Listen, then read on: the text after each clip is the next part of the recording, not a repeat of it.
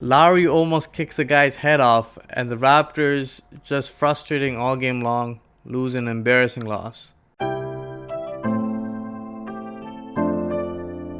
Raptors get absolutely blown out, 129 to 105 against the Detroit Pistons, and this was, I would consider, a loss that I expected because COVID regulations prevented the Raptors from having most of their coaching staff.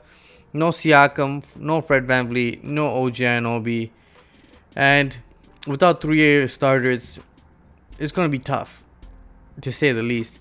You had Norman Powell, you had Lowry, and you had Baines, but you know what? It's not good enough to beat teams. But against the Detroit Pistons, with no Blake Griffin and no Jeremy Grant, you'd think that the Raptors would have a good chance of winning this game. But they was just, I don't know what it was. The guys that they put together in the starting lineup, that Scoriolo put in the starting lineup, they just didn't mesh. And there was no effort. There was no defense. Raptors allowed 43 points in the first quarter. And Wayne Ellington was having a shooting night. It was just like practice.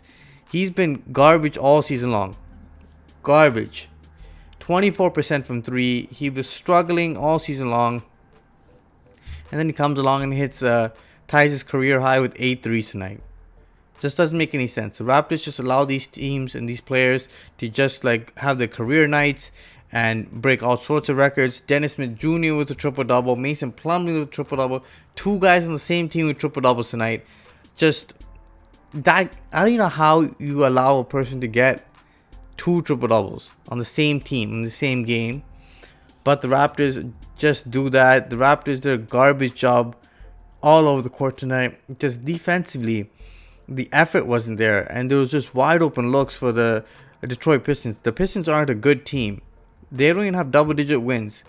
Yet the Raptors made the Pistons look like they're one of the best teams in the NBA. They were knocking down threes left, right, and center.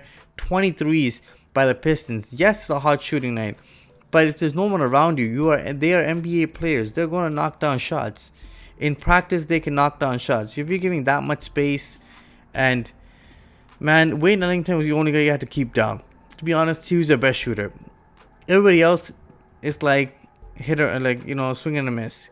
Most of those guys don't really play regular minutes, so they're not going to hit regular shots. But the Raptors allowed a bunch of these guys to get back into rhythm and just knock down open shots, and then it was just a free-for-all for them. Dwayne Casey gets his revenge again against the Raptors, and he just seems like he has a great game plan against us all the time, just exposing us. But you know what? In this game, Norman Powell, another solid game from him. Amazing game. Your MVP, 36 points tonight. He was just a beast. Norman Powell's been playing amazing lately, and without him, this game could have been like a 40-point loss or a 50-point loss. But the Raptors were dominating in every single category that was important. The rebounding category, they had more than double the amount of assists the Raptors had, as they were just passing the basketball around and just finding their open shooters and killing us from deep. The Raptors, just without Lowry and Norman Powell, this team didn't deserve to play tonight. Chris Boucher had a decent game off the bench, and Baines had a decent game as well, but just not enough contributions on the defensive end tonight. Like Terrence Davis, Matt Thomas, Watanabe, just Bembry, all these guys with huge flaws.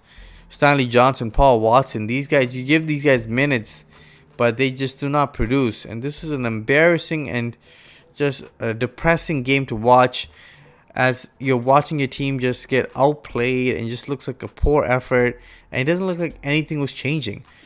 And then in that third quarter, it got a little bit into a scuffle. Dumbuya, I believe his name is, of the Detroit Pistons, he gets knocked onto the ground. The Raptors strip him of the basketball, and then he holds onto Kyle Lowry's leg. Now, when somebody holds onto your leg, you want them to get rid of it, get rid of their hand. So you try, moving your feet out of the way or yanking your foot back.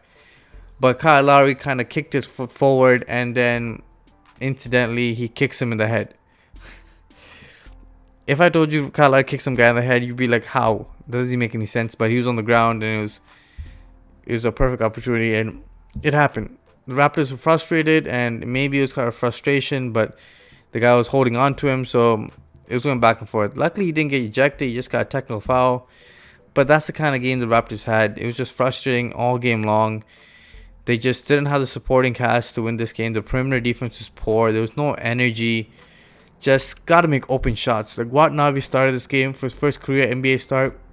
He couldn't find the rim at all. Like, air balls, super breaks, just couldn't be played. 10 minutes, 0 points. Nothing there. And Terrence Davis, he struggled, 2 of 11. Chris Boucher was good. He had 18 points. But otherwise, the Raptors just couldn't get anything good going on the offensive end and defensive end together, as they lost every single quarter in this game. And it was just embarrassing to watch. If you guys haven't seen this game, just skip it and just move on to the next one, because this was just embarrassing. Now, this is a game where the Raptors will play Detroit, and then they'll face Boston on back-to-back. So the Raptors lose a winnable game against the Detroit Pistons, and now against Boston on back-to-back, where they're waiting for us. Most likely we're going to lose that game. But you know what? The Raptors got to wait till the All-Star break so that everybody can get their negative tests, and hopefully everybody becomes like healthy for the second half of the season. But guys, let me know what you guys think of tonight's game. Like, share, and subscribe to the Raptors Wrap-Up. Let me know what you guys think the Raptors should have done differently in this one. Because honestly, they're trying different zones and kind of different defenses and lineups. It just wasn't working. Just got to get this team clicking on the defensive end together. That's the only way you can win these games. Until next time, guys. Peace.